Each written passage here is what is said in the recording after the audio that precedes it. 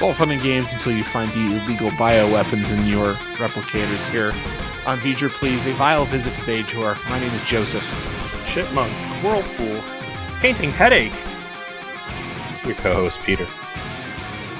Oh, Peter. I think we've at last arrived at our first certified stinker. But have Joe. I mean, relatively speaking, maybe not. But what did we watch this week? We went into Season 1, Episode 5, Babel. This is first airing January 24th, 1993.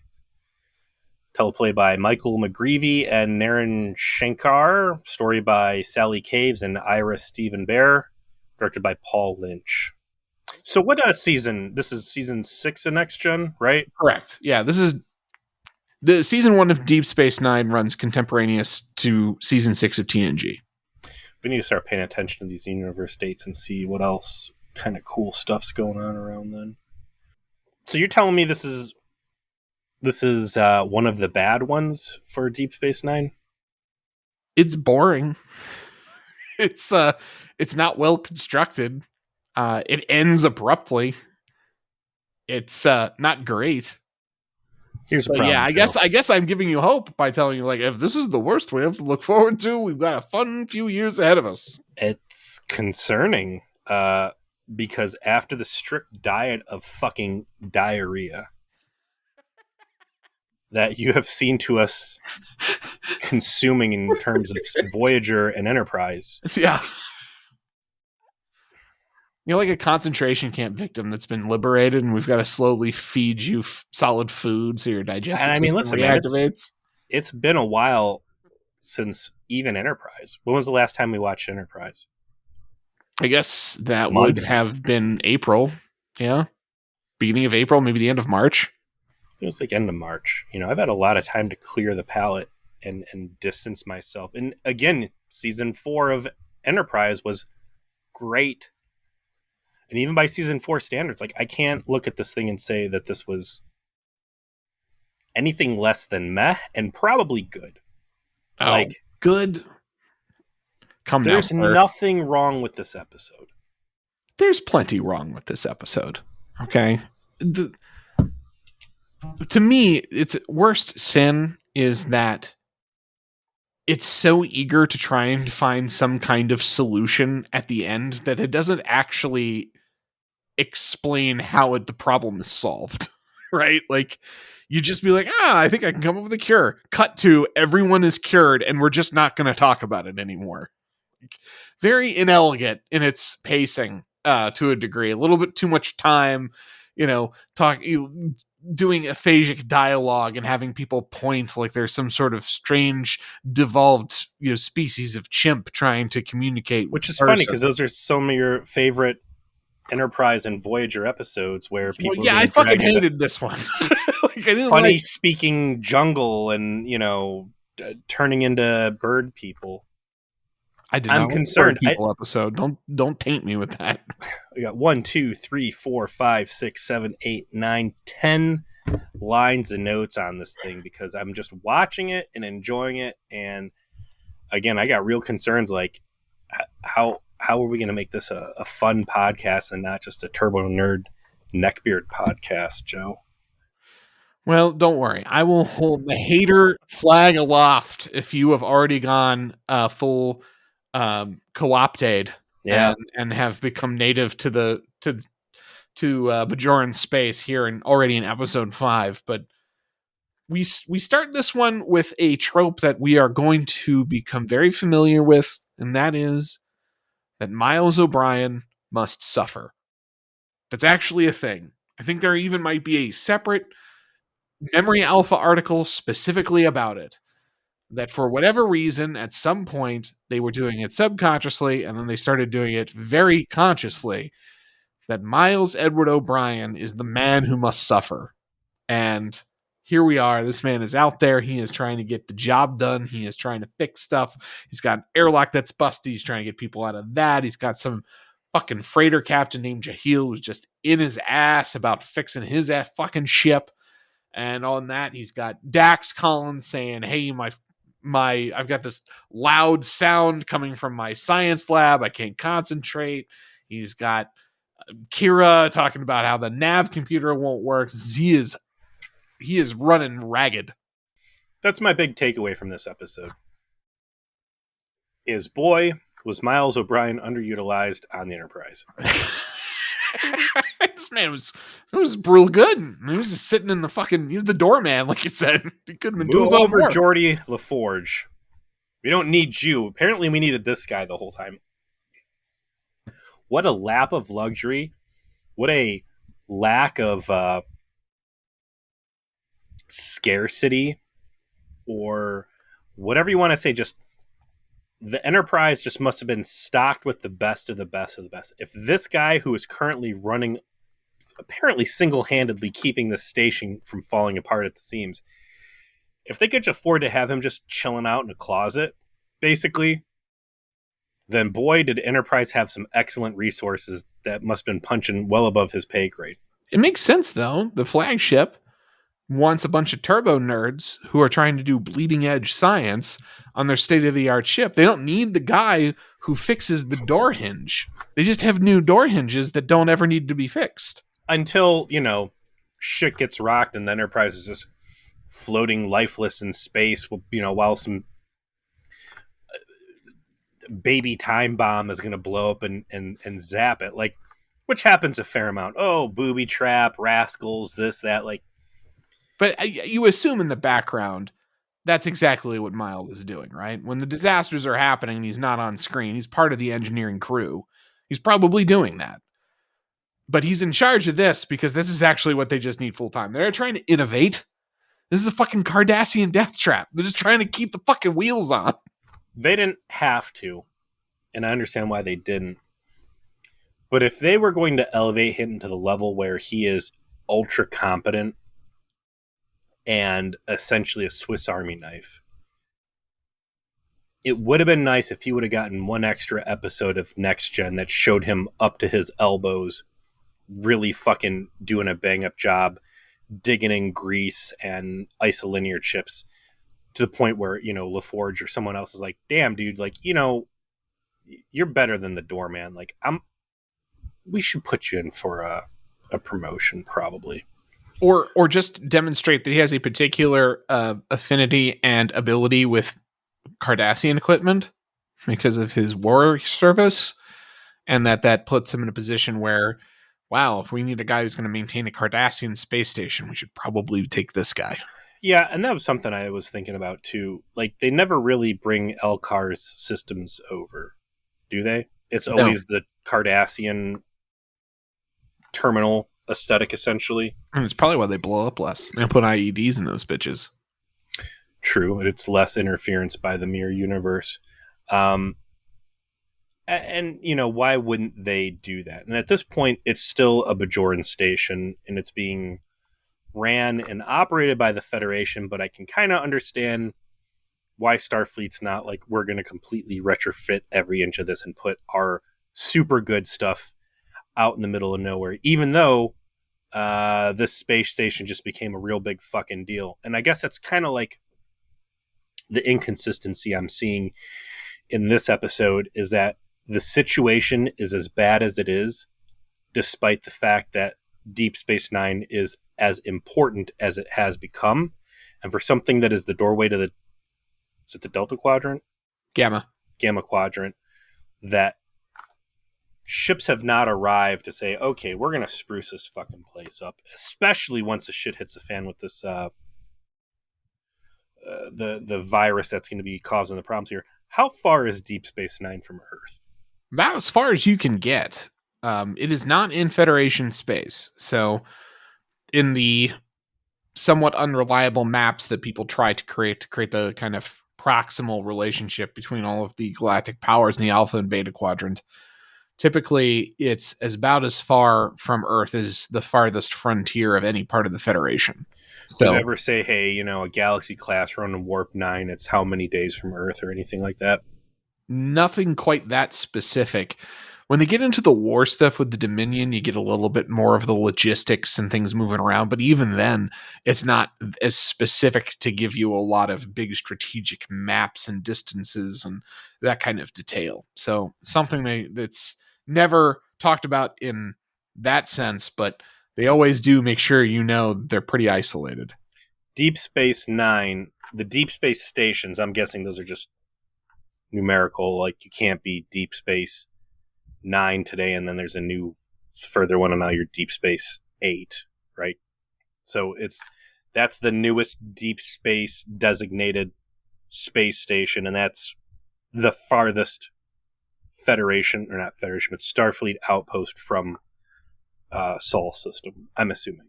Correct. Until whatever Janeway has established in the Delta Quadrant as part of her conquest per Voyager conspiracy.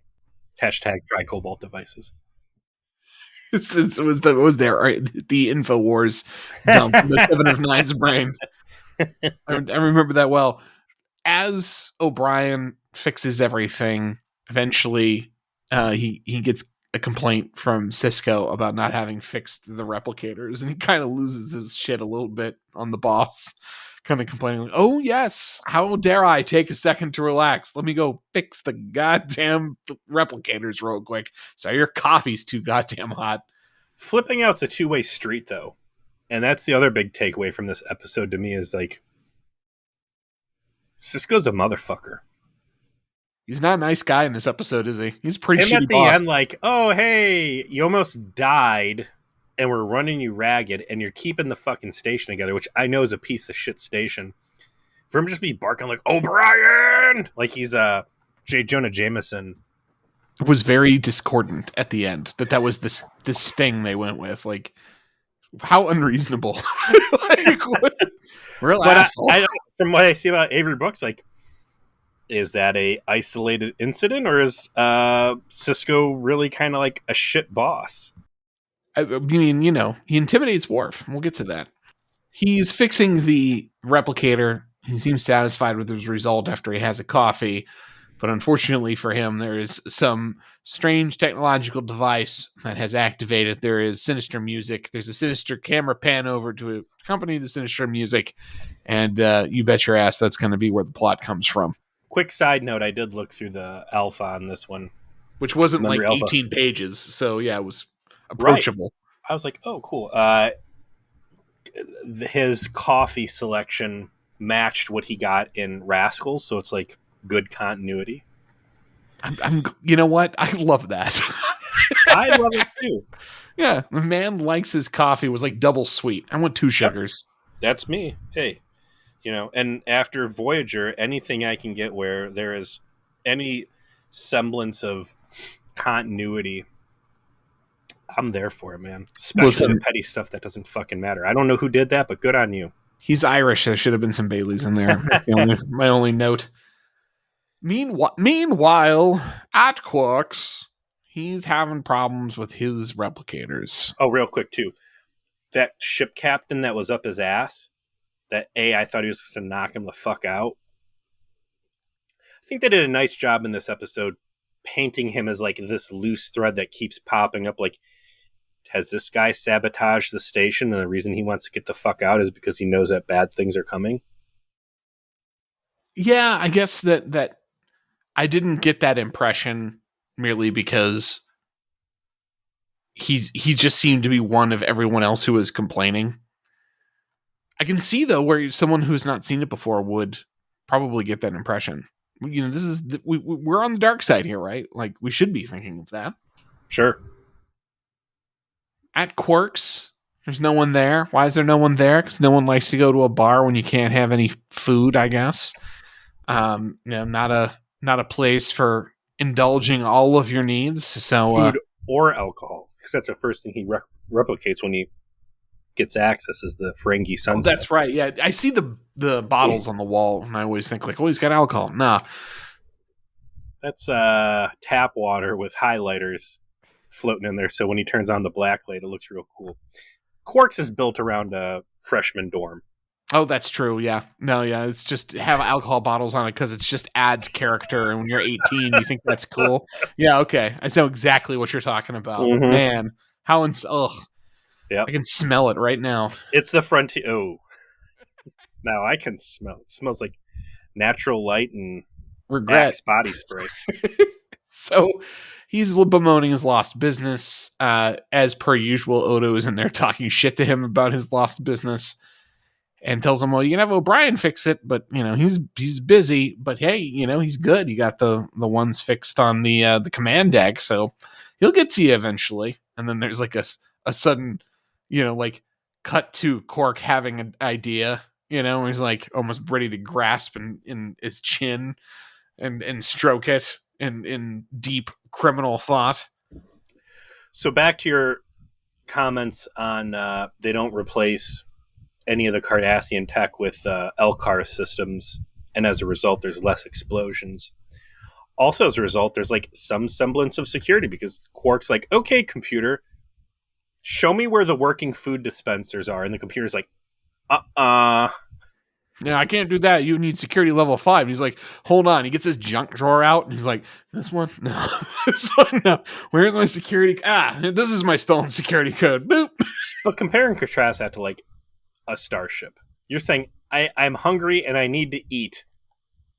Where can I eat something? And the computer's like, no, fuck you. You can starve. You don't have the fucking security. Security is serious because it wants to cause you pain. There's something to keep in mind. Is the computer system built around encouraging suffering? I think the answer is yes. It's all Majel Barrett, though, right? Yes, I do believe Majel Barrett's still the voice of the computer in this in this so series. It's You're absolutely Cardassian tech, but Federation computer system. I guess there is also a Cardassian computer voice at some point that's different. So is that after she dies? No. I mean, like in this episode. That's a good point. That is kind of like there's some Federation layering of technology.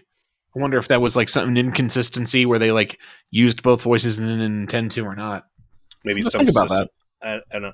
Hey, listen. Sometimes the boss's widow needs a paycheck, and you give her the lines. It was Majel Barrett's voice on the med computer.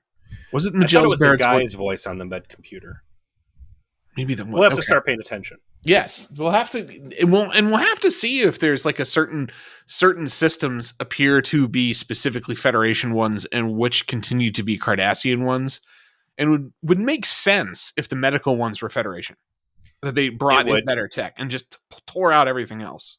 I bet you the answers to all these questions are somewhere in these 87-page fucking memory alphas. So if you really want to impress us, especially if you're a new listener and joining us and you want to dive into the Encyclopedia Britannica of Memory Alpha, Season 1, Episode 1 through 4, Memory Alphas, and see if that information is in there, we would deeply appreciate it.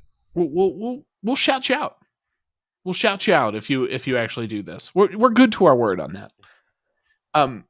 Next scene is Jadzia and Kira walking down the promenade, and this is where finally we started getting one of Jadzia's major character beats, which is she's really enjoying being a woman. She hasn't Since when? Because what was the last episode? 4? That was a man alone. I don't think there was any really Jadzia in that. No, that was the one where Bashir was really super duper hitting on her, right? And that's where she was like she was kind of cold to it. What a difference a single episode can make. So I mentioned, I think I don't know if it was during the premiere at some point, where I said they take a little bit of time to figure out exactly what everyone's character is supposed to be. Some. As you said, they wake up and have a whole bowl of I get it cereal. Mm-hmm. Like they don't need further direction. See also Kira. But for Jadzia, it's all over the place. First it was kind of Spock-like, and then we're going to transition into something a little bit more groovy, right? And I think it makes sense in that Dax is consistently going to be portrayed as someone who's a bit of a bon vivant, no matter who the host is. Okay, it comes out in different ways depending on the personality of the host. Curzon, we're going to hear a lot about how he loved to fuck everything he could. And the fact that Jadzia is coming to sort of a similar solution in which she's like, oh, wow, these guys who are paying attention to me. I like it. This is nice. I don't have to work for it this time. it's that makes sense. You're like, oh, cool. I'm into this. Where's Julian at? Send him to my quarters. let's just straighten him out right now. Break him in. Give me my Q-tip. We got to deal with this cat. I do, by the way, want to make one potentially controversial statement, though. In Jadzia versus Kira, I'm taking Kira. Kira's more attractive. She just is. She looks good in this episode. I like the scene at the end where she's up in the guy's face being like, guess what, motherfucker, you're infected too. I was like, I like that vibe. I do. Firecracker. Yeah. Maybe this season or episode 4 to episode 5 change of heart. Change of writing. Maybe that'll be the change of heart award for this season. We got to start paying attention what we're going to use for awards at the season 1 rip. Maybe so. Dax is the worm's name, and the Correct. host is Jadzia. Correct. Maybe Jadzia just was very scientific and Vulcan and not really freaky, and this worm is like slowly just changing her. It's actually a lot of the plot of all of the Trill symbiote drama. It's like where does the Jadzia begin and the Dax end, and so on. Like go back home and your mom's like, since when are you such a hoe? What's going on here? This isn't the girl that went off to worm college. You were a scientist. Now you're like, oh freaky DTF. What the fuck? Now you're Austin Powers. What's going on here? Yeah, baby. So they try there's a party going on suddenly at Quark's, very suspiciously. And he tries to get the ladies to attend. He says, I can replicate things now. My replicator's been fixed. You guys want to do Jello shots? Come on in. Get fucked up. And, neither of them say yes, but it obviously sets up that indeed Quark succeeded in his criminal enterprise in some fashion. And no, Jadzia does say yes. It's no, Kira she that doesn't goes go in. She takes a second. She's like, nah. Kira says no right away. Dax thinks about it. She's like, no, man. It's fucking Jello shots. Bad hangovers. I can't do that. We got 2 brains to worry about here. And this is about the time when we start cutting back to O'Brien, and he's having a conversation with Cisco, and some nonsense words come out when he's talking about Jake going to school with Keiko. And I think it's the very next scene when he's talking to Kira and he just completely loses it. So let's talk about the nonsense dialogue, the aphasic dialogue. You've already kind of went right for it, right? Mm-hmm. I am notorious in a backlog of material of having been quite the apologist for some of this trope in the past. And I will defend those moments because I feel like it actually assists the story and is interesting and tries to alienize and other what's going on in a way that satisfactorily explains why you're doing it. This is just straight nonsense words because we think that that's going to be the right way to show someone being incapacitated by this, space terror bioweapon. And it's fucking dumb and I hate it. It's called word salad. It's a thing. If you go on YouTube, I'm sure it's it is. It's a real thing. And it really, the explanation they give in the episode is pretty accurate to how it happens. I remember back in my psychology classes watching videos of people with this talking, and it is so disjointed and jarring. Very interesting to watch in real life. Watching people do it on a TV show, it's awkward. I'm curious if there were people's cue cards off screen because it's so random the words that they're saying. at the end of last episode, when I was reading the capsule for what happens in this one, I had assumed that a virus takes the universal translator offline and it fucks them. And that's the real meat and potatoes of my review of this thing. Is that was the better story to tell. Yeah. Get rid of the some dumb space hillbillies trying to fucking peel out of there in his space truck and say, hey, there's some big negotiations that are going to go down that are going to have something to do with the wormhole or Bajor or what.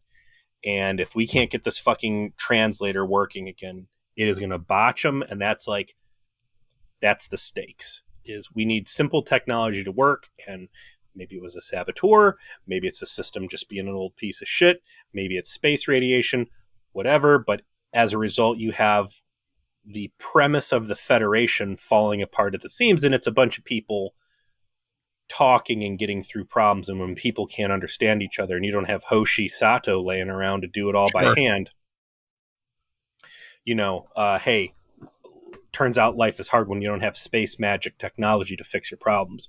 And that idea, segue, here's some further fleshing out because I think it's really good.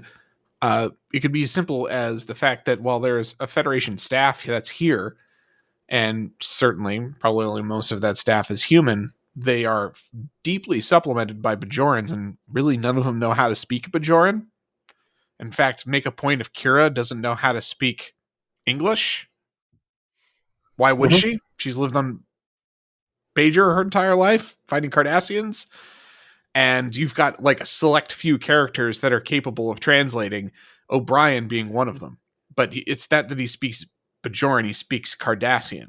And so he's able to speak Cardassian to some of the Bajorans, and it creates all this conflict of like how they're all able to work together. And it fits the Babel idea, right? Of like, we have this problem we have to solve, we have to get this working, and we're all going to have to effectively communicate in a chain. To do it, we're going to have to learn to trust each other, which again has been a theme we've already started to explore. That's going to be very important. These people don't really trust each other. They need to learn to. And you could have told the story in a way that didn't end up feeling like it's a kind of like a dog shit season 2 TNG episode of some wacky space nonsense, except it's got that nice little hard edged, actually this is a Bajoran terrorist thing that just got left over. Like the only like DS9 flavor to any of this. There's certainly a better show to be told or story to be told with this. Back to the Universal Translator angle though too, like even within like the Federation Starfleet contingent, like, all right, is everybody speaking English, or you got people in there in French and Chinese and whatever else? Did I put that meme up in the trauma support group? And it's like the translator goes down and it's, Picard in French and oh yeah, you did. It was like there's a real punch there. Like at the end, someone had like some wild Borg ease or something. But I'm thinking about it. A cool Star Trek story to tell, a good short trek would have been a point at which the installation of universal translators, a proliferation of that technology. Like, just think if you have like a Google Home or an Amazon or whatever, if that thing could do like zoning translation, right? Like the perversion it could have on a populace if people don't ever have to learn to talk, like babies don't have to learn to talk because the goofy sounds they're making gets translated into basic. And like figuring out like, oh my God, there's a bunch of people that just can't talk. People 17 and under, like the universal translator went down, like it is baby gibberish. Like, oh God. Well, I mean, that is... We have to turn these off. This is a problem. Very realistic. I mean, that's dark, but it's true. We see that now, right? We see that now with watching a younger generation become essentially incapable of operating and doing things that, Cursive.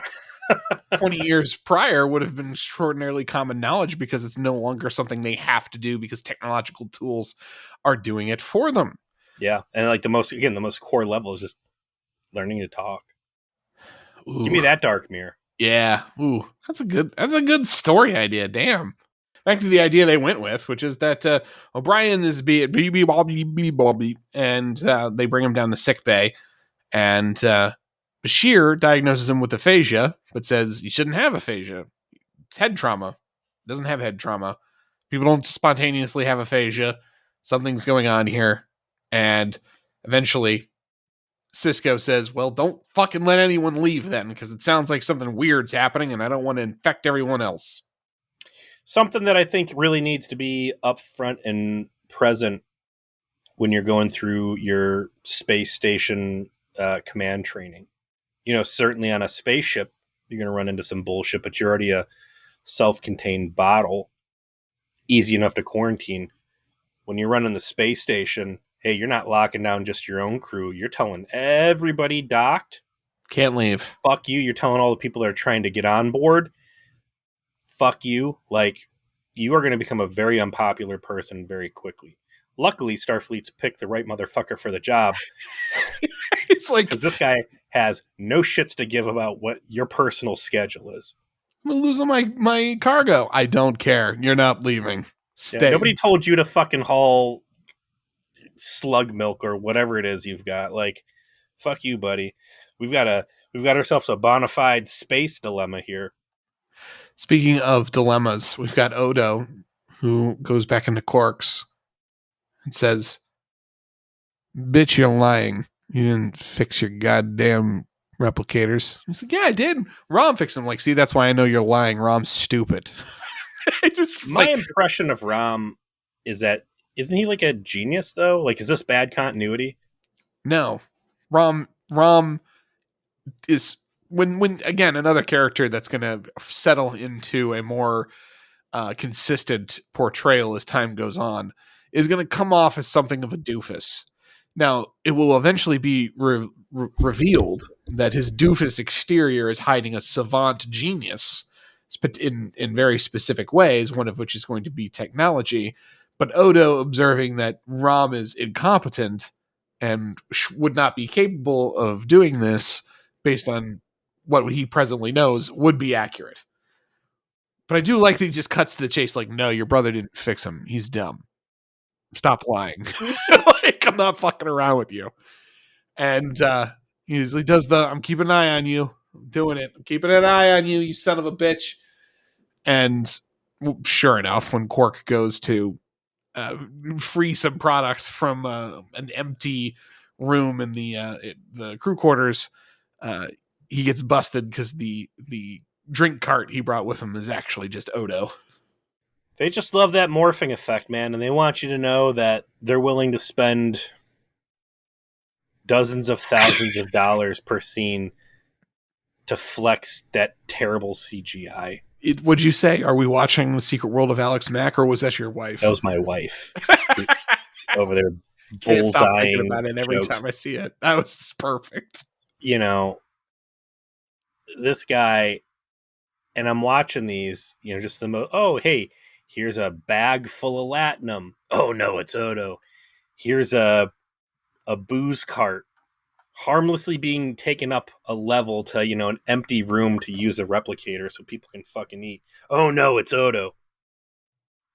Like, the jokes just read himself. Like, oh, where's he hiding in the bathroom to see if this guy's shoplifting? Oh, he's the toilet paper.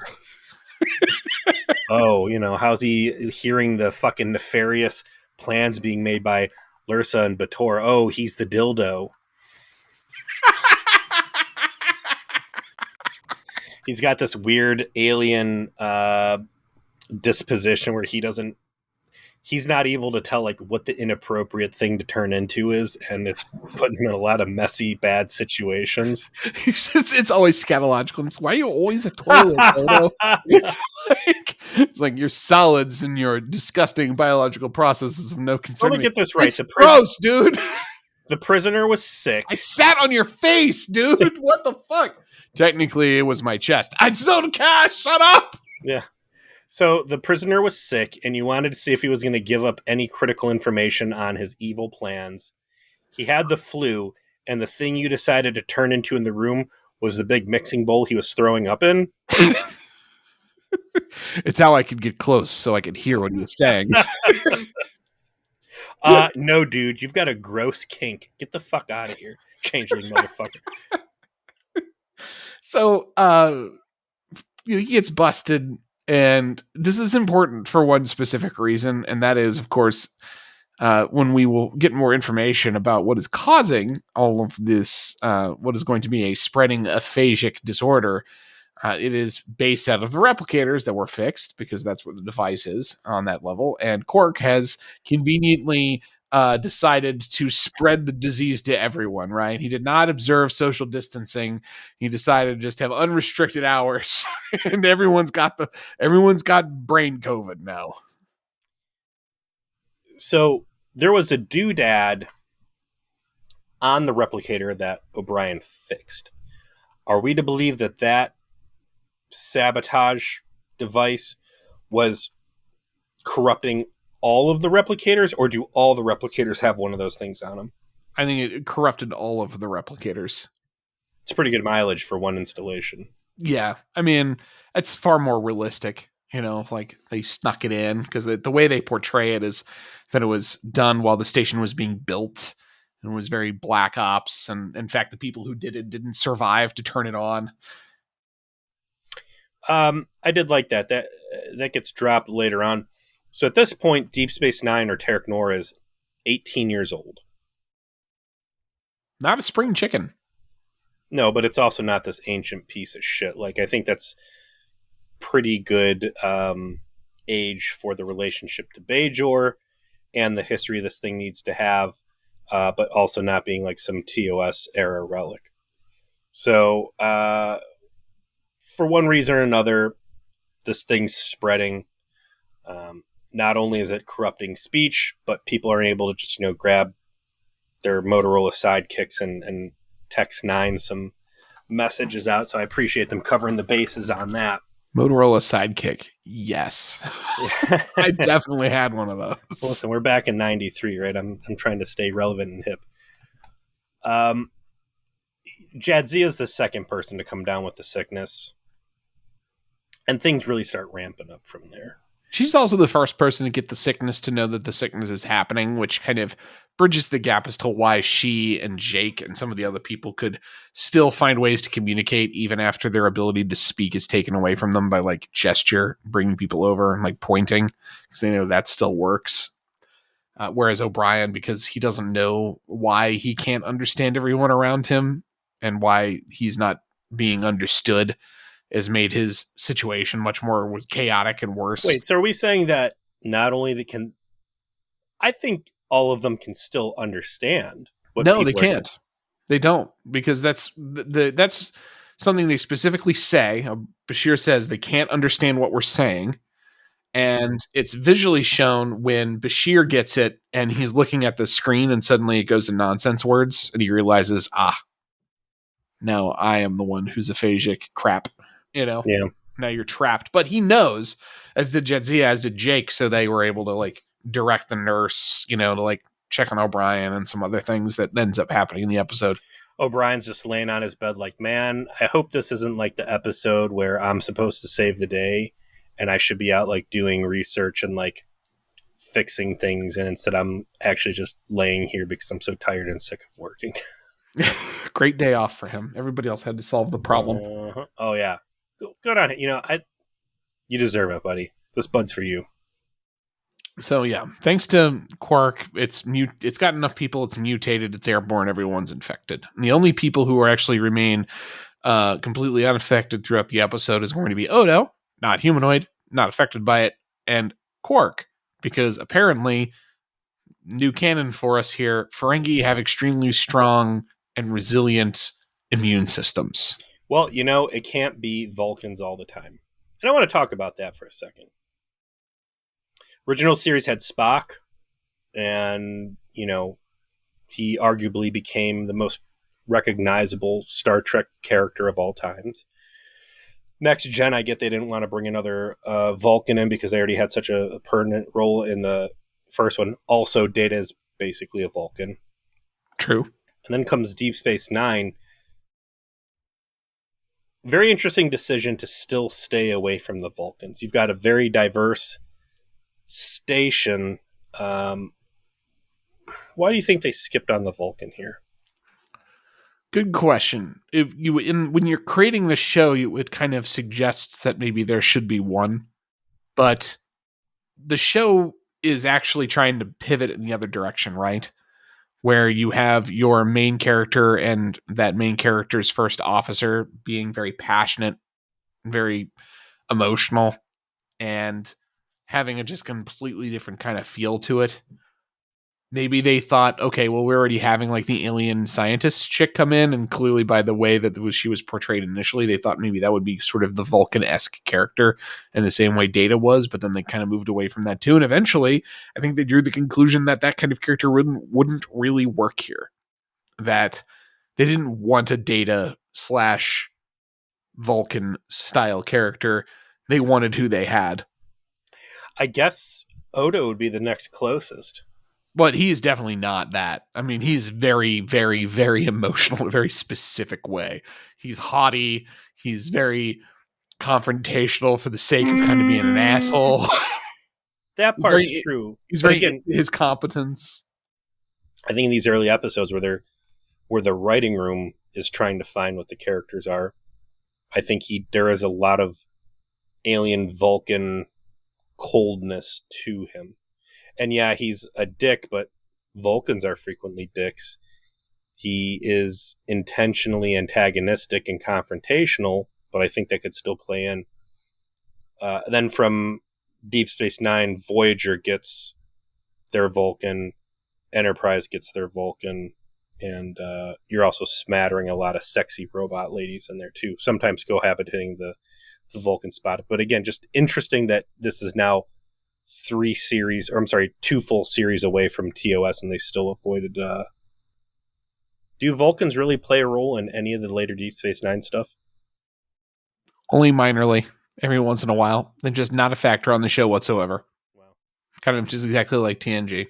So this virus is going ape shit, and at first it seems like real low stakes, and part of it was like, oh, okay, well, this is pointless. Like, there's not, again, a deadline that they're trying to avoid where there's going to be something that the inability to speak is ruining. Is Starfleet going to send medical ships out? Can Bashir fix this thing? Oh, okay, turns out after all this stuff is lethal. And yes. people So O'Brien is going to be like dead in 12 hours. So now we have a very, very clear deadline to fixing this. Instantly, I'm just like, oh my God. I wonder if they're all going to die. Oh boy, I wonder if they're going to make it or not. And that's the problem with plots like this. You do the political plot where, okay, if we don't get this done, something bad's going to happen. There might be lingering repercussions. When you instantly go to life and death circumstances, I know everybody isn't going to die. And that costs the plot and the episode credibility, because now, all right, what are they going to do to save the day? Because clearly we're not going to kill everybody off. It takes me out of the moment. So, in an effort to try and solve the problem, they get the device after inspecting all of the different replicators, having traced the issue to there, and they find it is, as you noted, 18, 19 years old, and is the same age as the station, so it must have been placed there when it was built. And the review of the virus itself has left Bashir the distinct impression that it is a Bajoran creation. And so this was something that Bajoran Resistance probably made, someone in the Bajoran Resistance made anyway, to install here so that it would infect Cardassian officers. And when Kira is asked, well, why didn't it happen before? It was here for 18 years, no one ever used it.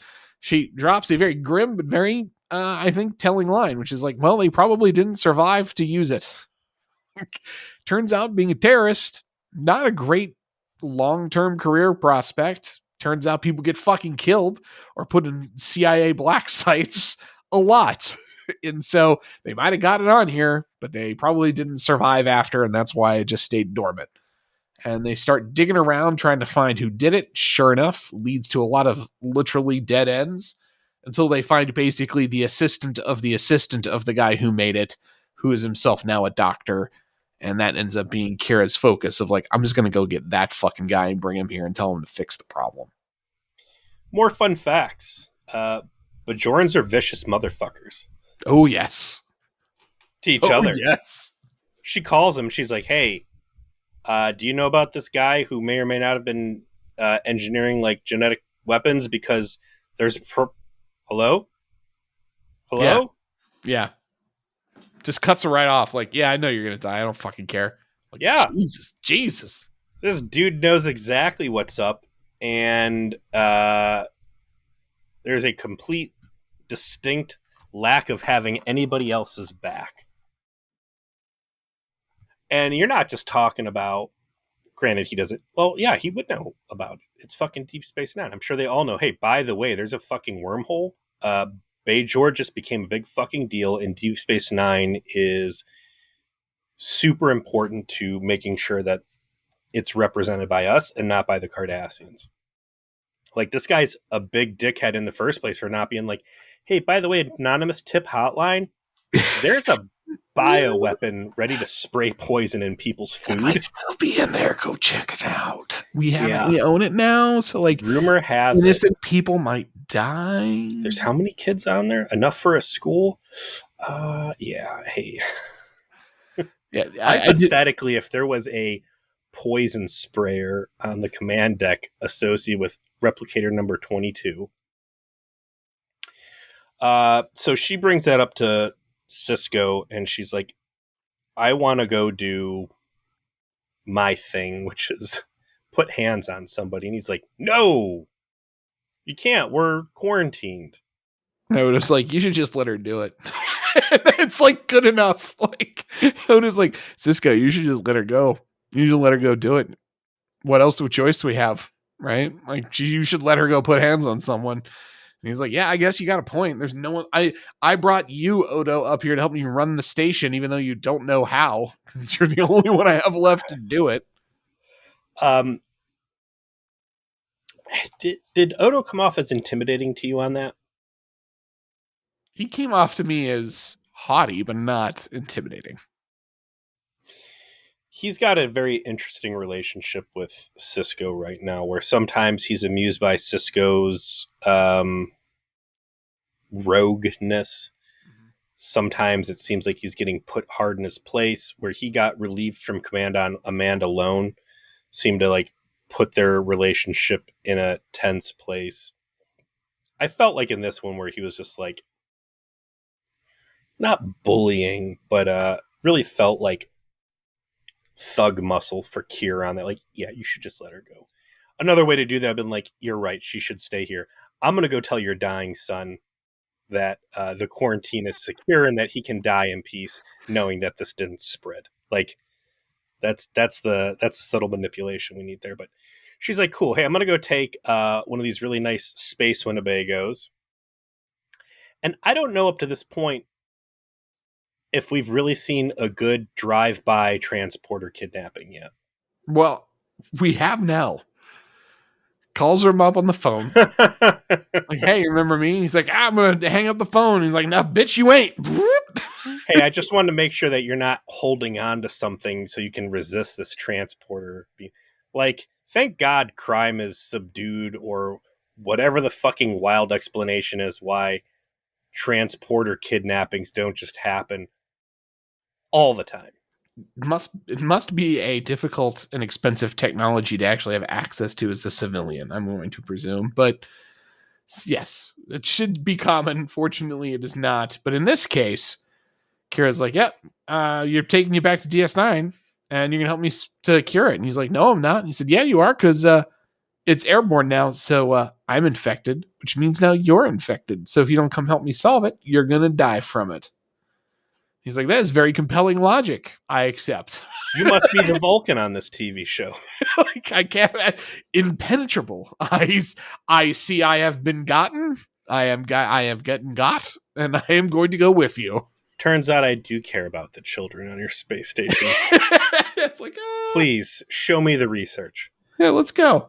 They fly back over. Meanwhile, against all this stuff, the softly spoken yet incredibly asshole-ish space freighter captain, who again was my front runner for the reason why this virus got loose in the first place, Again, I figured either he planted the rogue device that was going to start pumping poison, or that this was shit that was leaking out of his ship to make people crazy.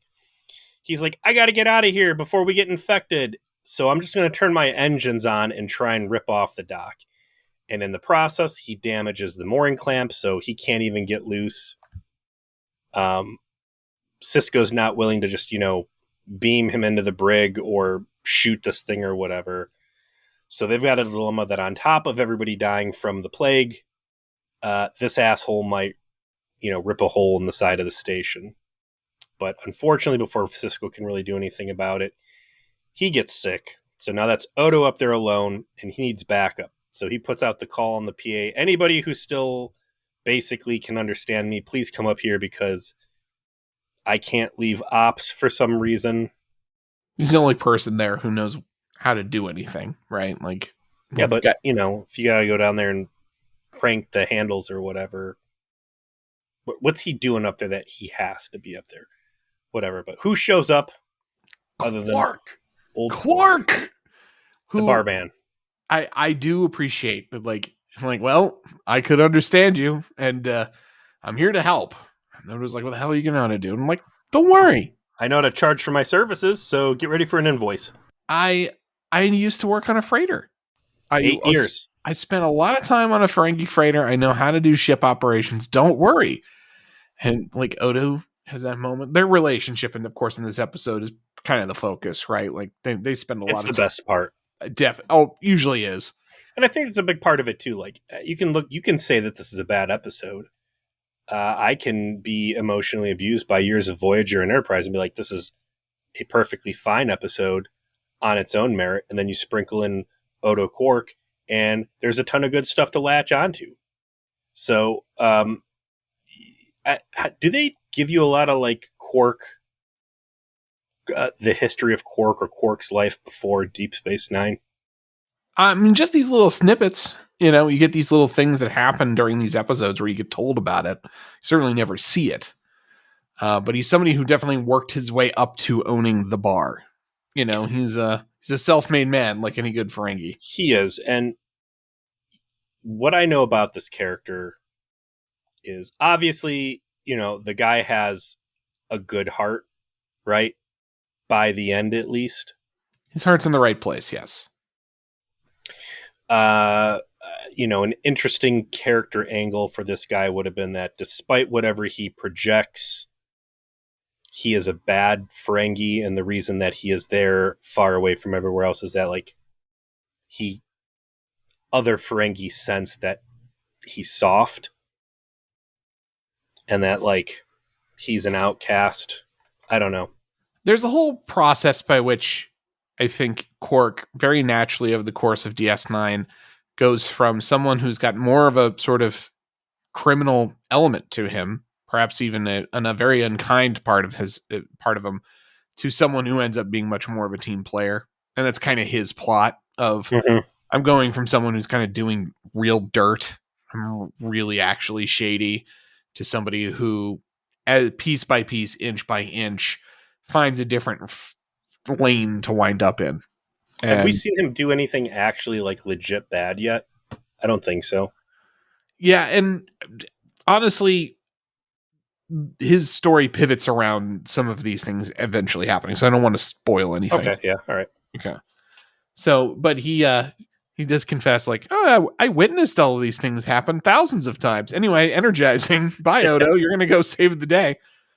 Which he does. He gets into the freighter, rescues the captain, and they basically forcibly eject it, blowing the docking clamps to get his exploding ship away from DS9 so it doesn't take out the docking ring. And sure enough, the two of them manage to basically save the day. Although Kira is quite confused when Quark's the one who answers the door when she shows back up with her captive scientist. Joe, we've got 5 minutes left of the episode. Let's hurry up and rush the ending. Oh, hey, perfect. Yeah. So they get the guy onto the space station. He does a little enhance. Hey, okay, I just got here. There's like, I don't know, an hour left before everybody dies. Where's your super duper smart Wonder Child doctor's notes at. Okay, what, he's run 38 tests and they've all failed now? Guess what? 39 is going to be the good one. Lucky for you guys. He almost had it, that genius boy. And yeah, he figures it out, and then it's immediately cut to everyone's cured, everything is fine, and we were going to have Cisco bellow at O'Brien about his fucking coffee like he's J. Jonah Jameson. How many people do you think were like, I'm sorry, I almost died because someone poisoned the fucking food? Yeah, transfer me off this bitch. I'm done. I mean, he's already like contemplated quitting. I'm not talking Cisco. I'm anybody talking else. just random guy. Like, first they made me wear the stupid turtleneck. Now I got a brain parasite or something from eating fucking Cocoa Puffs. We're out of here, honey. Sorry, we're done. Did you see those guys 2 weeks ago eating at the cafe and they turned every single color because someone gave them poisoned bed bugs? Fuck this place. Fuck this place. I'm telling you, it's not going to get any better living here. This place sucks. What doesn't suck, though, is the next episode that we're going to watch. What is it? Captive Pursuits, Season 1, Episode 6. I see Quark and O'Brien arguing with Trandoshan. O'Brien helps an alien from the Gamma Quadrant as hunters descend on the station searching for their humanoid prey. I hope it's the Hirogen. It's not. It's definitely not. I am sorry. But what if? It's definitely a Trandoshan. This guy definitely looks... He's a young Trandoshan, so he's a little more green than brown. Yeah. You know, this is an interesting little Star Trek story, and it plays a little bit differently than it would in other series. So that's what is this I'm seeing back in the Memory Alpha? They're referencing podcasts. They're referencing specifically Mission Log because it's a Roddenberry podcast. Boo, hiss. Someone with Memory Alpha powers. You're gonna have to start replacing these mission logs with us. Yeah, no, feature please. No, just in Voyager. Like nobody's fucking. No one wants to do a podcast about that show. Minus Delta Flyers, and frankly, we're better. So, and we thank all of you though who have come along on the DS9 journey, and we promise to continue to speak in English and give you good takes. And we'll see you next week.